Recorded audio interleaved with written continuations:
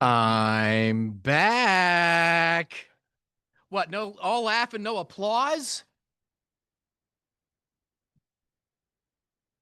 Thank you, Rotarians and guests. Welcome to my favorite Rotary Club of the whole world, the Rotary Club of York. I am your soon-to-be district governor, Aaron Jacobs, and it is a great day to be a Rotarian.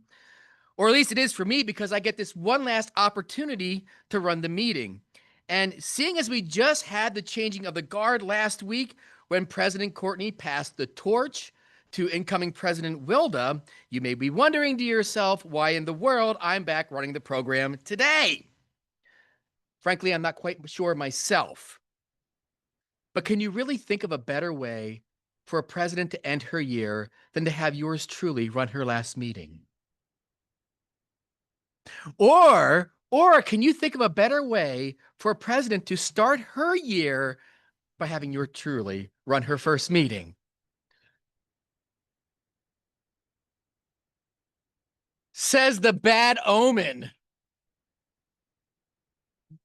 Either way, Courtney and Wilda are far off somewhere else having a good time, and my last official act as immediate past president is I get to run the meeting, you lucky ducks. But it's not about me today. It's about Rotary. It's about our club, and it's about service above self and our four-way test. And if you would join me, is it the truth? Is it fair to all concerned? Will it build goodwill and better friendships? Will it be beneficial to all concerned? We have a great program to end our Rotary year today. But to get things kicked off, we have three rock stars lined up to get the meeting started off right. First, we'll have our opening song, God Bless America, by Deb Harrison, followed by the Pledge of Allegiance and, invocation by our soon-to-be president-elect nominee, Kelly Gibson, followed by visitor introductions by Tom Caltagirone, because I always get it right. Deb, can you get us kicked off?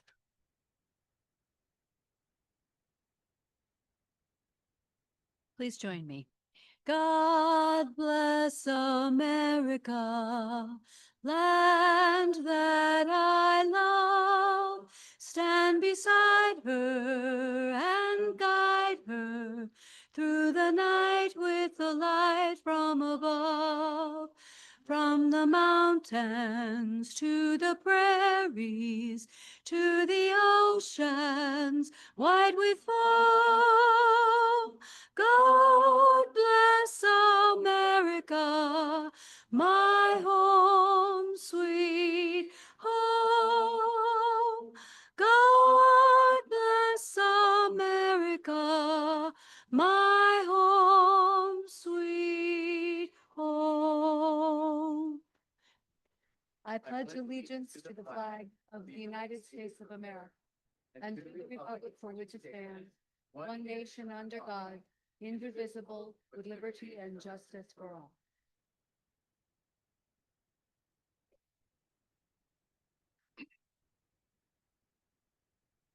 Please prepare yourself for prayer in the manner to which you are accustomed. In times of crisis, we see people from all faiths turning to prayer to help them cope with the unknown and with the potential loss of resources. Then they give. Through organized religion has been on the decline for decades prior to the pandemic, researchers found that online searches for the word prayer soared to their highest level ever in over 90 countries. Giving to religious causes dipped in the first year of the pandemic and then increased past pre-pandemic levels in 2021. Luke 6:38 in the Bible reads, "Give, and you will receive. Your gift will return to you in full, pressed down, shaken together to make room for more, running over and poured into your lap." In Islam, the concept of barakah, blessing, emphasizes that the value of wealth is not fixed, but increases through ethical practices and adherence to Allah's will. The Jewish concept of wealth in the heart suggests that true riches lie in spiritual contentment and connection with God. Today, as we hear about our current economic outlook from our speaker, Marc Dinacci, let us reflect on ways we think of wealth in our lives and offer thanks for all the ways we have been blessed in spirit and comfort.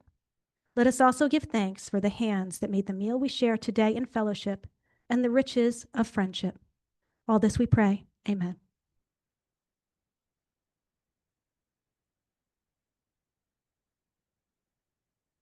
So I came in a little bit early today to have the lunch, and I didn't bring my guest with me today. So Lynn came up to me and you're volunteered to give the guest introductions today. So I guess that's my punishment since I didn't bring a guest today. Okay, so I'm pleased to have the honor of introducing our guests for today's meeting. When I call your name, please stand and remain standing until District Governor nominee designate Aaron has welcomed you. Okay, visiting Rotarians. Melissa Markey, she's from York North. Heather Rank from Fargo Rotary Club. And our guests for today, David Goodwin, District Governor nominee designate Aaron Jacobs. Samantha Jacobs, guest of District Governor nominee designate Aaron Jacobs. I have to say that every single time, right? Yeah. It's fortunate there are no Catajourneys in here. Ben Poff, guest of Matt Poff. Dan Calloway, guest of Matt Poff. Colton Kubisky, guest of Matt Poff. Nate Engler, guest of Dylan Bauer. Bernice Queensberry, guest of Jane Schlusser. Mark Ilfelder, guest of Ray Rosen. Mark Mangioncalda.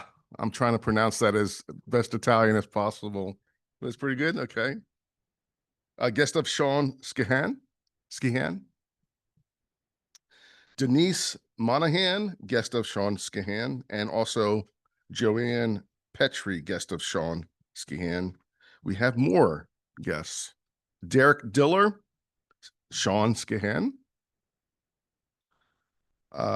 Christina O'Brien. Christina, President-elect nominee Kelly Gibson. Okay. Faith Siders.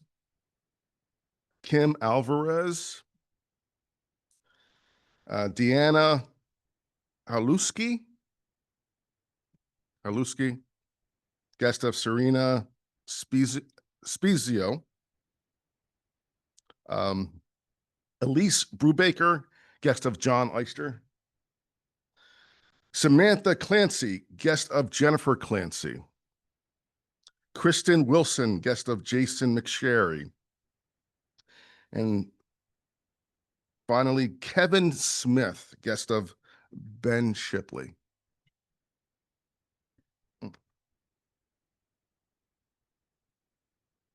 Tom, there is a poetic justice watching you fumble last names.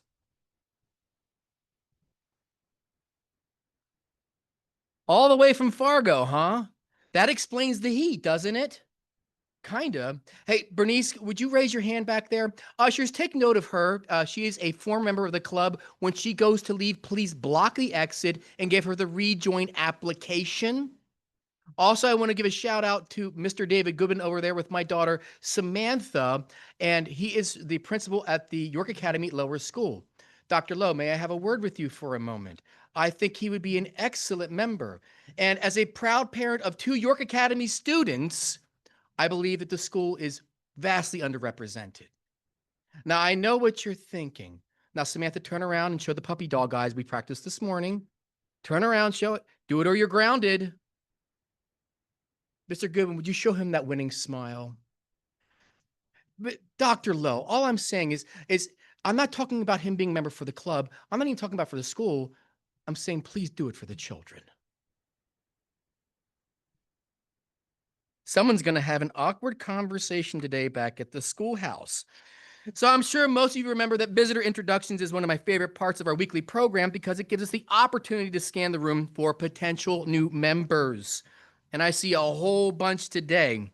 Yes, I can assure you that today you will enjoy one of the finest programs and lunches and fellowship in all of your county. Rotarians, please help me welcome our guests. Thanks.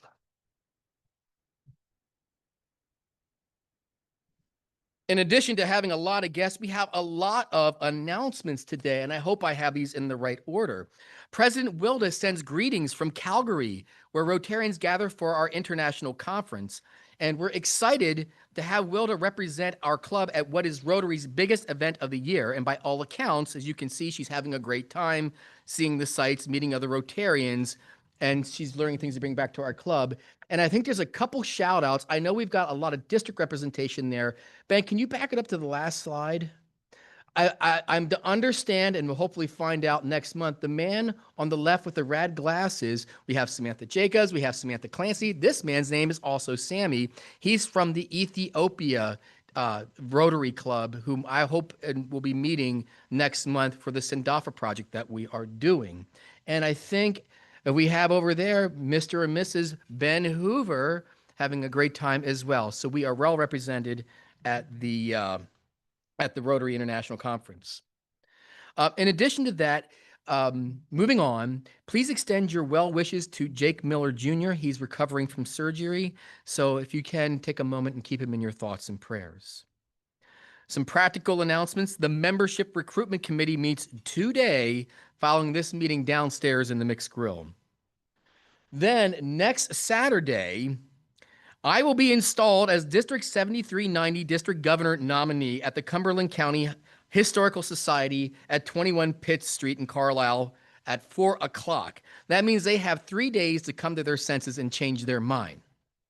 Yes, I did try to warn them as well. If you want to come, dress casual, because this is actually going to be a summer fair kind of vibe. So sundresses, shorts, and polos. This is also the same time as the Carlisle Street Fair, so there's also other fun things to do to come out while you support Rotary. And as a treat, if you do come to that, you don't have to come to our Rotary meeting next week, because there is no meeting next week. As customary to this club, we are off for the 4th of July, so please do not come. You can try to show up on Zoom. That's convenient, but you'll be just as disappointed. And as you know, going on to our next announcement, our club is once again, as I mentioned, partnering with Living Word Community Church to support the medical and building projects in Sandafa, Ethiopia. I think you're on the wrong slide. There we go. Nope, wrong slide. Wrong slide. Where are we at? We should be on Sandafa. Okay, well, we'll make it up as we go along. So anyway, we are having a meeting on July 6th, and we're asking volunteers to come to help with the church and the volunteers to put together supplies for this trip.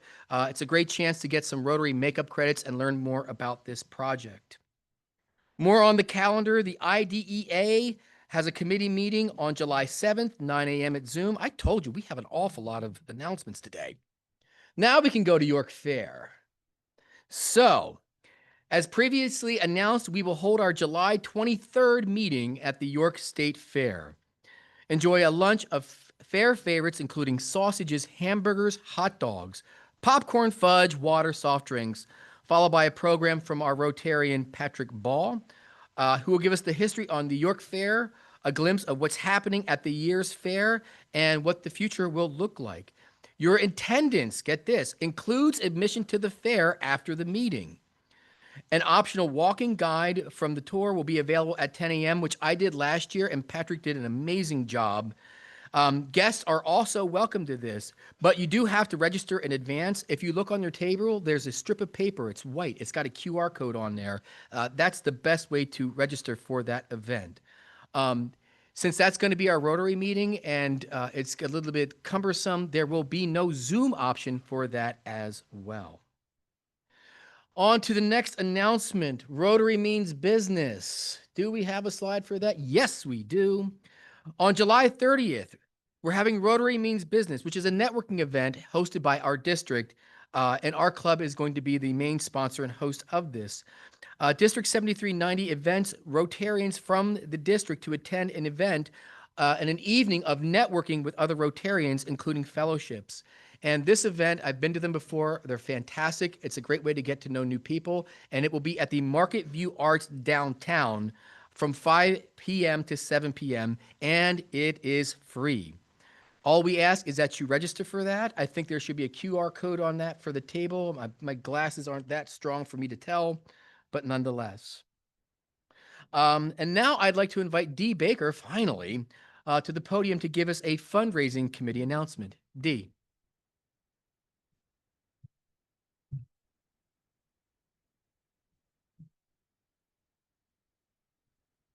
Good afternoon, everyone. We do have the Love for Community brochures on your tables. I'm here to just ask you to mark your calendars. So September 8th, it's a Monday. It is a no work, all fun day. So you heard it from me, no work. We have the entire country club. It's closed that day, and we are going to use every inch of it for our Love for Community event.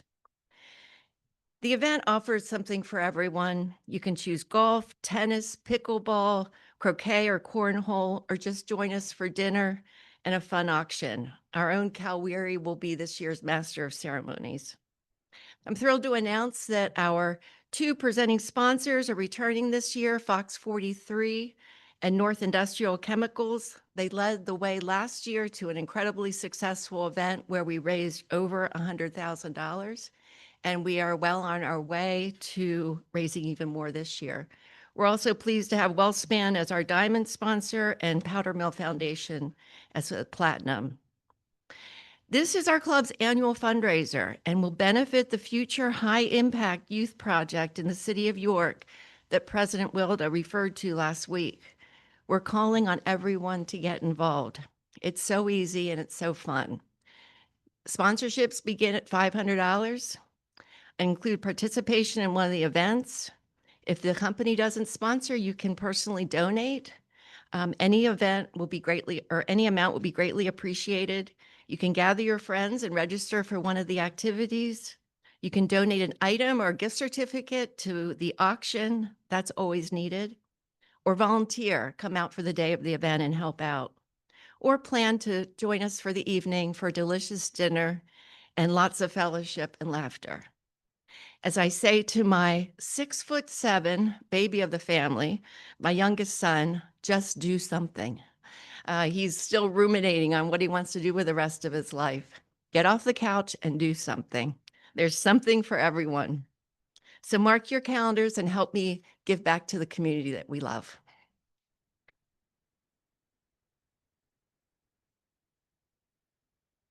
Thank you, Dee. And now on with the program. I'd like to invite, now hear me when I say this, Sean, not Skihan, pay attention, Tom, look up what I'm saying is, Sean Skian to the podium to introduce our program. Sean.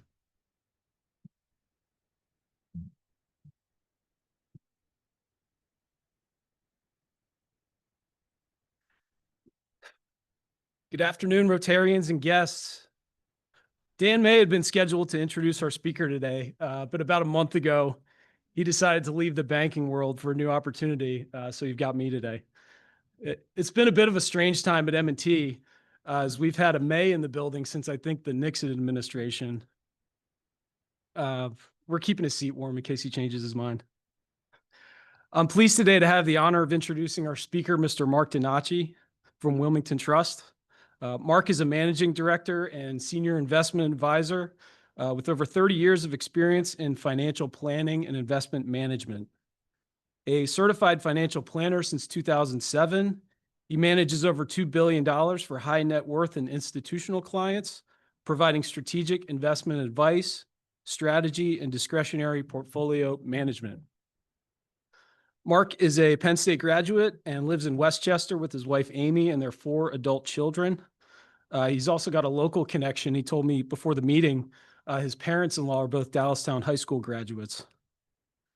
Marc represents the very best thinking from the bright folks at Wilmington Trust, and I know he's looking forward to your questions at the end of his presentation.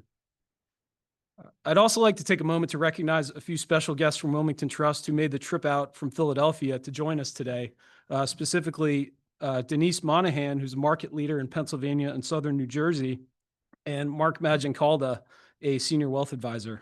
I know they'll be sticking around after the meeting if anybody would like to chat. And with that, I'll turn it over to Marc Dinacci.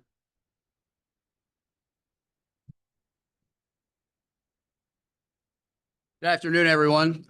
I appreciate the welcome, and I am especially interested to hear feedback. So if you have questions either during the presentation or after, please, I encourage questions. It'll make this a lot more interesting. So where to start? There is certainly no shortage of topics that we can cover, but I am going to start by saying that we are not in the prediction business. However, we are very much interested in trying to make sense of the world around us. For starters, our real challenge these days is to be apolitical. And as we know, that is very, very difficult when it comes to discussing what's happening in the world. The other thing that I am interested in achieving is that while I get paid to manage money, I think of myself as a psychologist because I try to help people level out their emotions and the way they feel about what's happening, because feelings do matter. And so if during this conversation, at the end of the conversation, you walk away feeling some sense of either disappointment or frustration, then I feel as though this will have been a successful conversation. And the reason is that if this group is a proxy for not just our clientele, but the population at large, there's a very good chance that half of you very much like what's happening and the other half very much dislike what's happening. And if you're in the former group, I'm here to tell you it's not as good as you think it is. And if you're in the latter, I'm here to tell you that it's not as bad as you think it is. And so our objective is to get people back to some kind of neutral, which I think is a good place to start. But before we do that, let's talk about where we have come from. And any conversation about the economy should begin and end with a discussion about inflation and interest rates. And over the course of the last 20 years, this is a chart of the Fed funds rate, which today is about 4.5%. You can see that post-financial crisis, it was 0. And for about 7 or 8 years, it stayed there. And then gradually, 2015, 16, and 17, the Fed began the process of normalization. And then, of course, fast forward to early 2020, right about the time when the Fed got back to what can be called neutral, which is really where most central banks want to be, COVID happened. And so the playbook during a crisis is to go back to 0. And of course, the experience during COVID that did not happen as much during the financial crisis is that the fiscal response was so much more significant that it created inflation that the country and really globally hadn't been experienced since the late 70s into early 1980. And of course, the response to inflation is to raise interest rates. So over the course of the last several years, we've gone from roughly 3.5 to 0, back to as much as 5.5%, and today at 4.5%. The expectation is that we expect over the course of the next 6 to 12 months that there will be interest rate reductions in the range of about 1%. Now, to put that in perspective, our chief economist, Luke Tilley, has a little bit of a non-consensus view on this topic. The Fed's own projections suggest that there will be about 50 basis points of reductions. Our thinking on this is that whether there is a slowdown economically because of increased tariffs, which counterintuitively should slow down economic activity, because despite a short-term increase in inflation, which would be a one-time adjustment, it would likely taper off and weaken demand. If that happens, the Fed is likely to reduce rates as they expect. And even if inflation gets back to 2%, which is very much still continuing to happen, the Fed is still going to reduce rates. So we're almost less concerned about the timing, about whether this happens next month or in September, than we are with the magnitude of the change. So I think the bigger point here is that we anticipate interest rates eventually will get back down into this 2.75 to maybe 3.25 range. Now that could happen in 6 to 12 or maybe 18 months. But directionally, that should be a good thing for economic activity, financial markets, et cetera. Now, the big question is inflation. And the other big question is, well, if inflation is headed back to 2% and is already close to that level, why hasn't the Fed already begun the process of continuing these rate reductions? And the short answer is tariffs. Jay Powell, testifying before Congress today and yesterday for his semi-annual testimony, talks about this very reality that most of the inflation data is trending in the direction that everyone wants it to. The only wildcard factor, I shouldn't say only, the single biggest wildcard factor is that the uncertainty around tariff policy gives them pause to make the changes that they are waiting to make. So I think if you strip back everything that's going on in the world and you think about the world today as low but sustainable growth of around 1.5%. Now, that's a number that's right from the Fed's own summary of economic projections from last week. Our own economics team has directionally similar growth projections. We also think that the unemployment rate is going to go up to as much as 5% by the end of the year, which all things considered is still relatively low, especially when you consider what interest rates have been in terms of policy rates in the short run. The other things that we're focused on are some of the components of the inflation data that are keeping inflation from actually getting down to this 2% headline number. And the single biggest culprit is if you look at the bottom dark blue, that's the shelter data. The shelter data is the single most stubborn part of this whole story. And the good news is that shelter and housing are lagging economic indicators. And we're already starting to see signs that the shelter and the housing inflation is subsiding. And we anticipate that during the third and fourth quarters of this year, that it is in fact going to get back down to 2%. In fact, if you look at the data excluding shelter and housing, headline inflation has been at or below 2% since late 2023. Now, when I tell people that, they sometimes say, I don't believe it. And then they say something like, yeah, but. And I call this the yeah, but economy, because I could tell most of you 5 or 10 really good things about what's happening. And inevitably somebody will say, yeah, but what about? And there are lots of them. And we're going to talk about some of those risk factors in just a minute. But I think this is helpful just to give people perspective that inflation is in fact on its way to 2%. This is also important because this is what we refer to as the hard data. The hard data are the actual numbers. The soft data, you said if it went black, I was supposed to look at you and, oh, there we go. Magically, it comes back. Okay. The soft data is all of the how do you feel questions. It's things like consumer sentiment, expectations for consumer confidence, inflation expectations.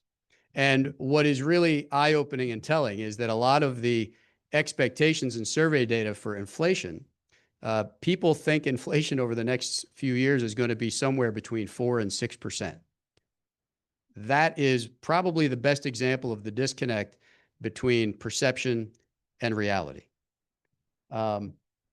Okay, so at the beginning of this year, our assessment of the investment landscape and the economic landscape was really mixed. And it is still very much mixed. And I put a little box around the tariffs because the most recent discussion and presentation we had, we were in the midst of the whole tariff chaos. And chaos is an appropriate word to describe the rollout of that policy. The rollout was more haphazard and destructive, arguably, than the policies themselves, which we still don't know. But we'll come back to that. We did a little play on the old board game Chutes and Ladders. And the whole idea is that we're trying to make an assessment of what we evaluate as the risks and the opportunities. Now, the opportunities don't get much attention these days because the risk factors are so significant and so uncertain that it's almost hard to remind ourselves that there are some very good things happening economically, not just in the United States, but also globally. Number one, we are in the midst of an extraordinary CapEx boom with respect to artificial intelligence. And this is something that is one of the primary drivers for productivity growth in the United States, which really truly is the envy of the global economy. And this is important because when we think about economic vitality and growth, there are really two long-term drivers for any economy that will drive growth. Number one is productivity growth, which, as I just mentioned, is exceptional. Number two is population growth. Now, this is very important because when we get to this discussion about immigration, this becomes an economic imperative. And the immigration topic, in all of the conversations I have, either with individuals, small groups, or big groups, the topic of immigration is the one thing that provokes more of a response than any other topic that I ever talk about. So we're going to just focus on the economics, and we're going to talk about some of the pros and the cons of what's happening. The other good things that are happening, and this is a double-edged sword, is the fiscal boost. But for those of you who say, yeah, but, you're right. We have an extraordinary deficit, which is, I don't like to talk about it in terms of percentage of GDP, which is about 7%, which is record levels for a peacetime economy. But the federal fiscal deficit is roughly $2 trillion. Said another way, the federal government borrows about 20 cents of every dollar that it spends. Now, you're all business owners and people who understand financial management. That's not really an entirely sustainable story, at least not in the long run. The other thing that is a tailwind that we view as a positive is what I just talked about on the previous slide, which is this expectation that interest rates are eventually going to go down. So if the yield curve is flat today, if we get some steepness in the curve of even 100 basis points, that should push risk-taking out on the spectrum, and historically, declining interest rates are good for risk assets. That's just a basic corollary to keep in mind. Now, let's talk about some of the risks. And the bad news is there's a list of really 3 or 4 truly problematic things. The good news is a lot of them are man-made problems that can be adjusted and fixed. Number one is deficits. Now, I'm not here to talk about long-term deficits and debts. We do know it's a problem. I'm going to come to a slide later that compares household net worth in the United States to federal debts to put that in perspective. Tariffs, we all know that story. One of the most amusing things that I've seen recently, and some of you may have heard this, is what has been branded the taco trade. The taco trade is what's now known as Trump always chickens out. And the relevant point here is with respect to tariff policy, he throws out a lot of numbers, which are very significant, and then eventually is backing off. And the investment banking commentary that we read makes reference to this trade because what he is mindful about is the response that markets are having to his policies. And so in the short run, in April, everyone remembers the announcements. Markets sold off, and then they realized, wait, perhaps we've gone too far. They announce a reprieve, and then it moderates. And this is something that we're watching unfold in real time. So tariffs are still very much an open question. However, we don't think it's going to be as bad as we initially thought.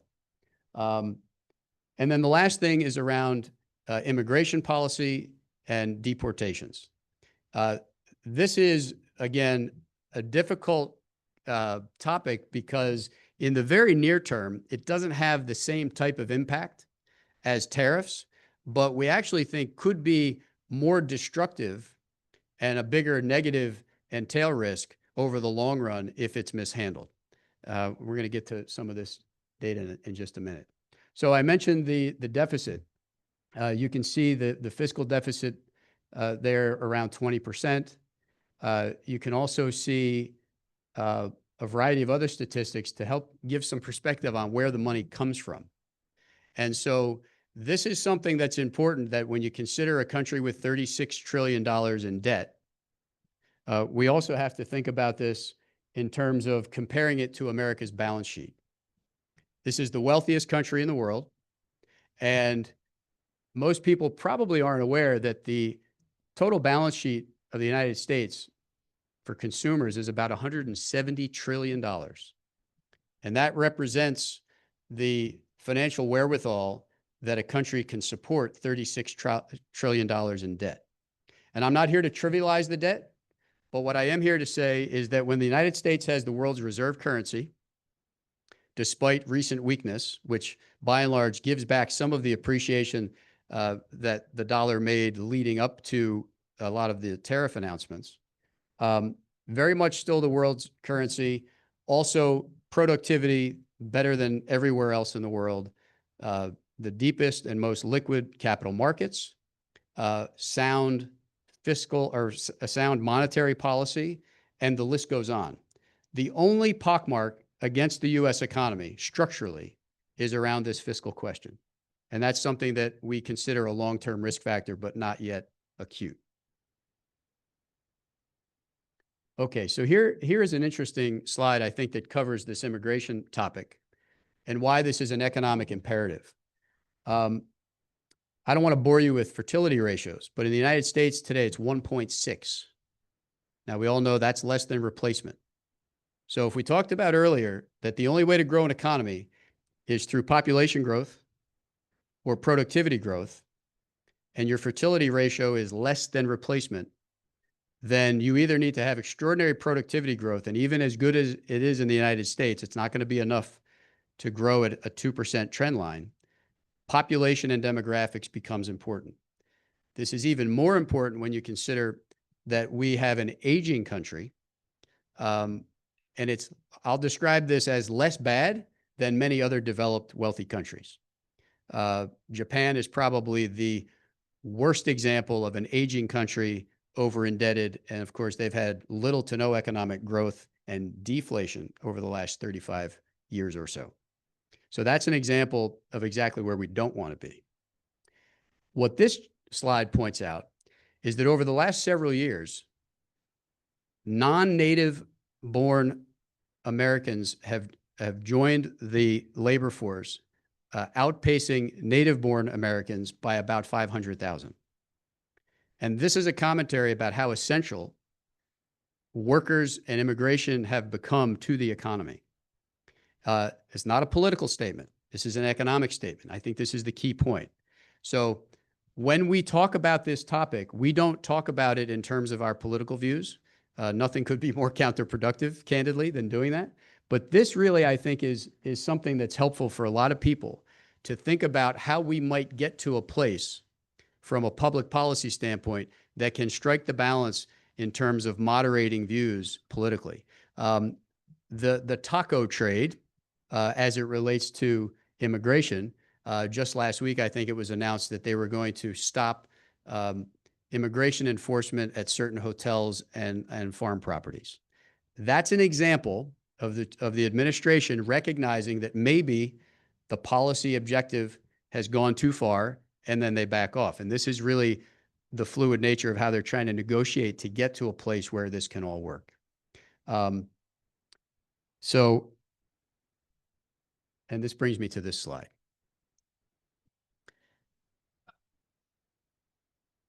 And this is how I think, if we think about what's happening today, whether it's tariffs, immigration, deficits, all of the big risk factors that we face economically, what gives me confidence is that we will eventually get to an equilibrium level that will allow everyone to just get back to work and do all the things that they're so good at.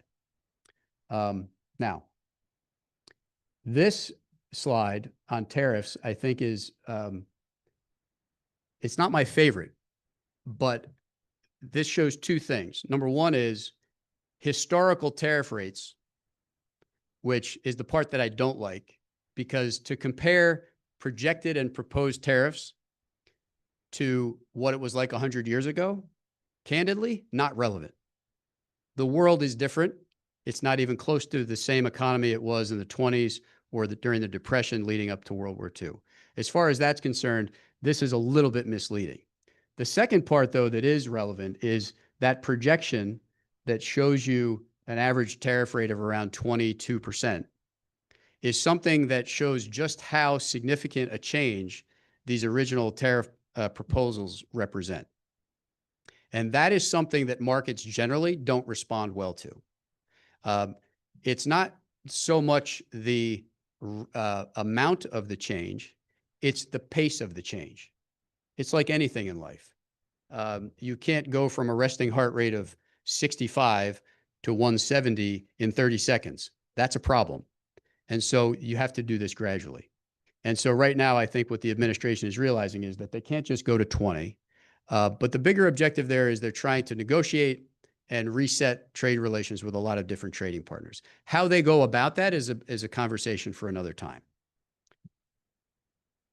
Okay, so let's go back to some of the soft data. This is the how do you feel question, consumer sentiment. It's one of my favorite charts because there's a little bit of a financial market tie into this. Most people don't realize that the S&P 500, for example, is within about 0.5% of its all-time high from back in February. But if you ask people how they feel about the economic outlook, it's decidedly miserable. In fact, this chart shows that historically, there have been about 9 different troughs in consumer sentiment data. And following those troughs in the data, 12 months thereafter, the S&P 500 has had an average return of about 24%. Now, I'm not suggesting or predicting that that's going to happen, but don't be surprised if markets improve from these low levels, because that lower right corner is where we are right now. This is just to give you some perspective on just how bad people feel about what's going on. And this is where it gets toxic, because when we know the consumer sentiment data are so negative, it's even worse and more disparate when you adjust for political affiliation. And this is why I encourage people all the time. We need, when it comes to making these assessments and making investment decisions in particular, we need to check our politics at the door. And this is a reminder that people have a decidedly different view of the world depending on if their party is in power. And of course, this is not exactly up to date, but this just flipped, as you can imagine. So what I suggest people do is try not to be on the blue or the red line. Just try to be on a line that assesses the data, and I think you come to a much better place. Now, this chart, I'm not really going to spend too much time because I didn't come here to talk about the stock market. If somebody has a question about it, I can speak to it. But I will talk about this chart, which is about the stock market, and it's about how investors respond to fluctuations. Now, I have heard the word volatility more times in the last 3 months than I have probably since the COVID and the interest rate era from a few years ago. But what a lot of people don't realize is that the VIX, which is our favorite measure of stock market volatility, is today right about 17. And think of that number as a percentage of fluctuation that the market goes up or down in any given year. Historically, the average of the VIX is 17. So volatility today is roughly average. Now, along the way, though, we know that markets fluctuate. So those red dots on this chart, they show you the intra-year drawdown of the S&P 500. So even in 75% of the years, it's a calendar year positive return. Along the way, there's a drawdown. So the best advice or coaching that I can give anybody is that when those red dots happen, recognize that this is all normal statistically and that you should not react adversely. In fact, if anything, if you understand how this chart works, you can use it to your advantage and become a much better long-term investor. Okay. And I'm going to stop there and leave time for questions. Hopefully I've piqued somebody's interest about something that I've said. I think you're supposed to have a microphone so anybody on Zoom can hear the question. Thank you.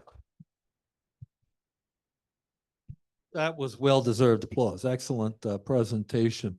I like the way you talked about the deficit as a long-term risk factor, but not acute. And I'll try to state this apolitically, but I think both parties have done a great job of convincing us that they lack the political will to be fiscally responsible. So my question is, at what point does it become an acute problem and work its way into the market? And what are the factors that we should look at that would be pre-warning signs for us that we are getting closer to that direction? Yeah, this is like a diabetes question. Really. It's financial diabetes is what it is. Some of the markers we saw a glimpse of back in April into May when interest rates started to rise. There was rhetoric and conversation about the dollar losing its position as the world's reserve currency, people losing confidence in the Treasury's ability to repay debts. Moody's downgraded the credit rating, and it starts to look like that. Now, the United States benefits from what has come to be known as exorbitant privilege. And what that means, and this is a term coined by an old Secretary of Treasury, I think from the 70s. And what it means is that because we are the world's reserve currency, we have a natural position of strength that people want to own our assets, treasuries in particular. So that is a function of our rule of law, capital markets, our capitalist system, everything that makes the United States so dynamic.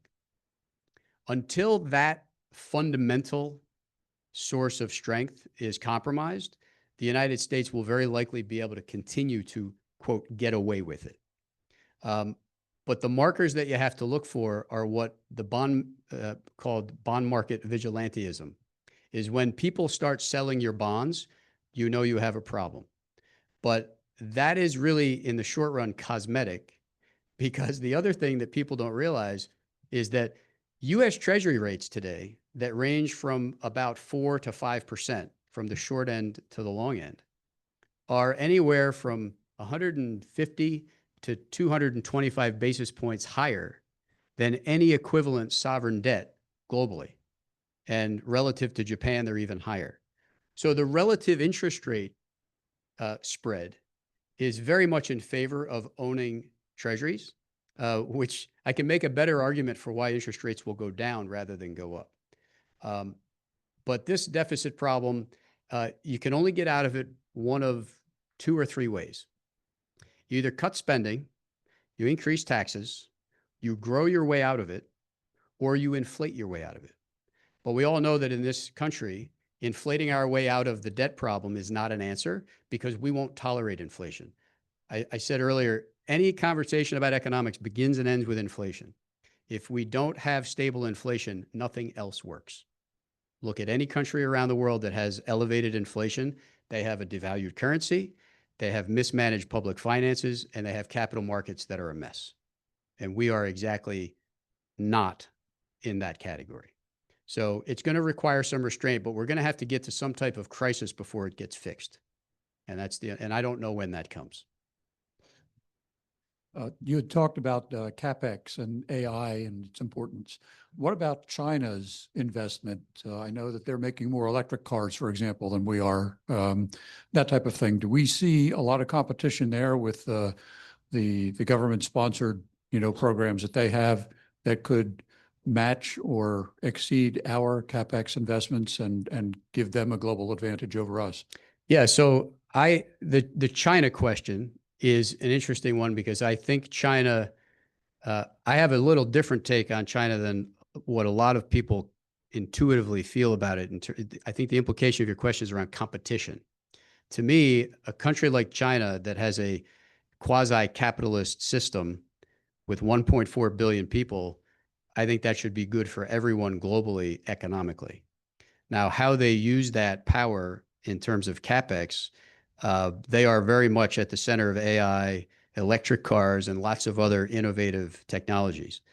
On the other hand, this is still a very poor country. When you look at per capita GDP, the Chinese as a society are aging before they've achieved any kind of even middle income level wealth. So I'm less concerned about China as a global competitor. In fact, I think we should embrace Chinese development but it needs to be fair. But the idea that there may, and I don't know if I'm exactly answering your question, but electric vehicles, yeah, they sell more electric vehicles than anybody. And they're largely banned in this country, but they're very cheap. And so that would probably be a sea change. If you had access to cheap electric Chinese vehicles in this country, it would be major disruption to the automotive industry. So you asked about 5 or 6 good questions in there, but that's does that help you or no? Okay. Anybody else? Yeah.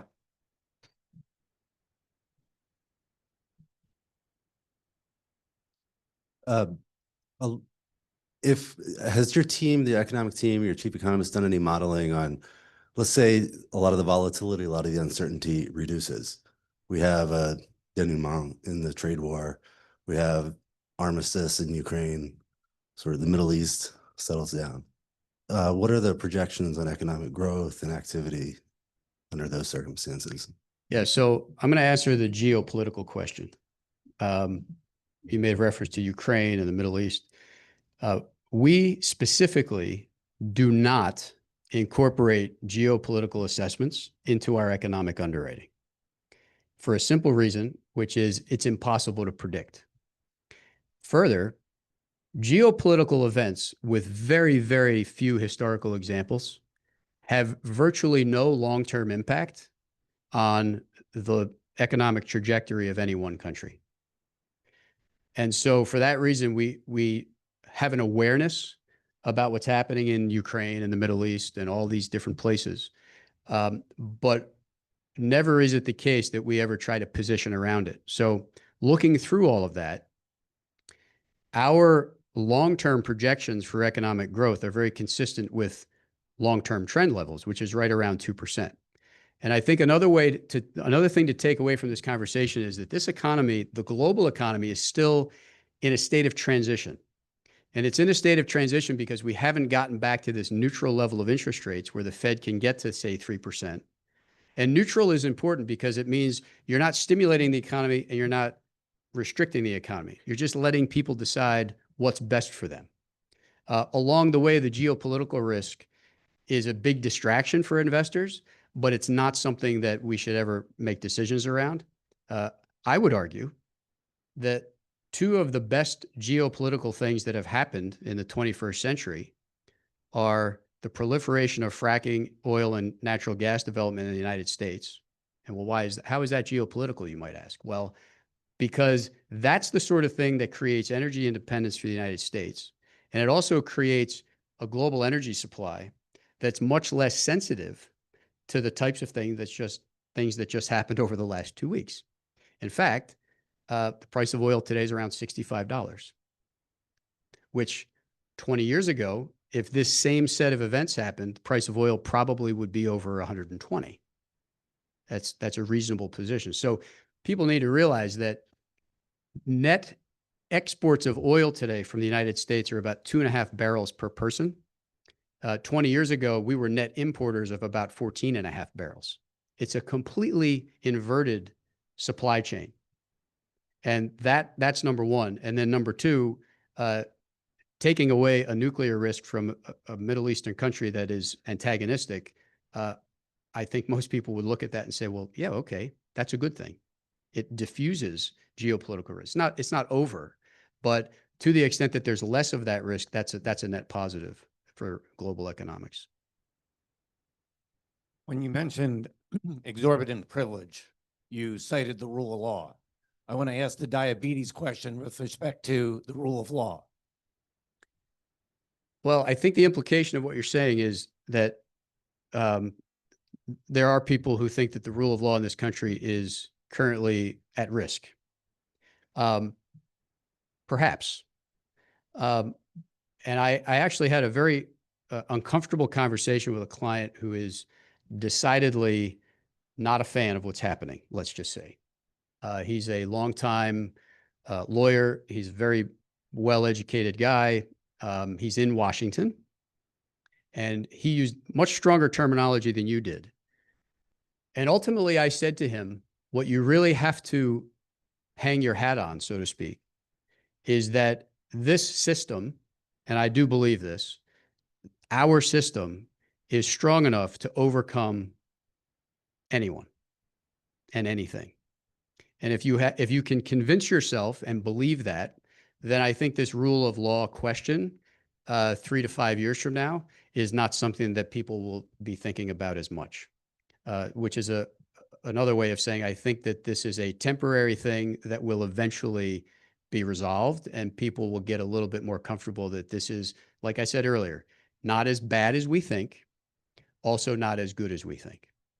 And that's a really tough place for people to get to, especially when your own business and your friends are being adversely affected by some of the things that are happening. So I acknowledge the spirit of your question. I think I understand, but I think we'll overcome this.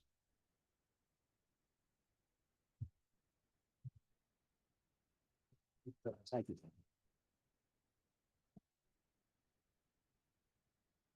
Well, thank you, Mark.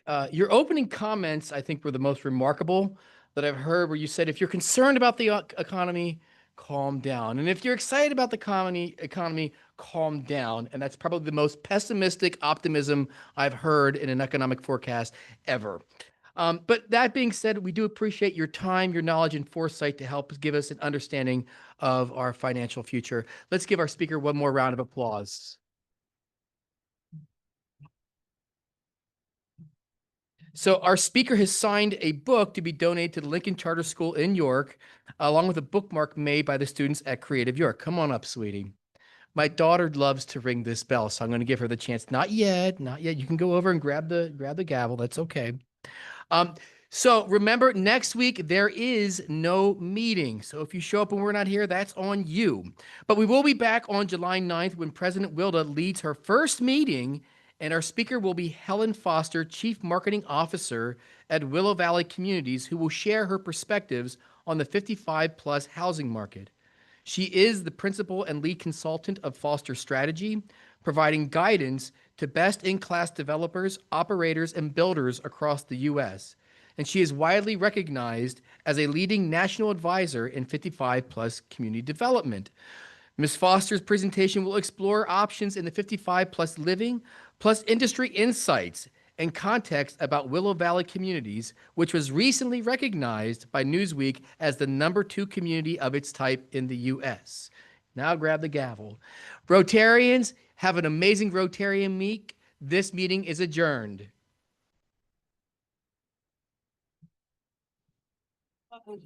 I take a couple shots, I'm feeling good again. I told my